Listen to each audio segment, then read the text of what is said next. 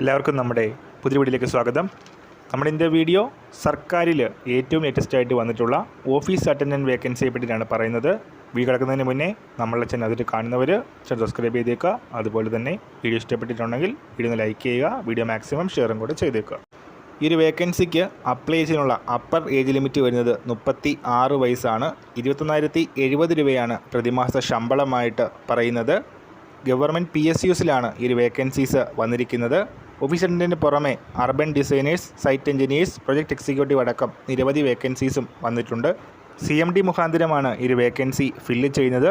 CMDയുടെ വെബ്സൈറ്റിൽ നോട്ടിഫിക്കേഷൻ്റെ പൂർണ്ണരൂപം അവൈലബിൾ ആണ്.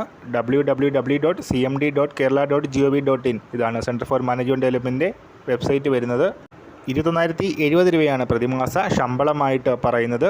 ഓഫീസ് അറ്റൻഡൻറ്റ് വേക്കൻസിക്ക് SLC ആണ് ക്വാളിഫിക്കേഷൻ വരുന്നത്. അതോടൊപ്പം തന്നെ ഡ്രൈവിംഗ് ലൈസൻസ് വിത്ത് ബാഡ്ജ് കണ്ടീഷനും പറയുന്നുണ്ട്. സോ ക്വാളിഫിക്കേഷൻ ഉള്ളവർ CMDയുടെ വെബ്സൈറ്റ് ചെക്ക് ചെയ്യുക. ഓഗസ്റ്റ് 8 മുൻപായിട്ട് അപ്ലൈ ചെയ്യുക. അപ്പോൾ ഈ കാഴ്ചയിൽ നമ്മൾ ഇന്നത്തെ വീഡിയോ പുതിയ വീഡിയോയുമായിട്ട് ഉടൻ തന്നെ കാണാം.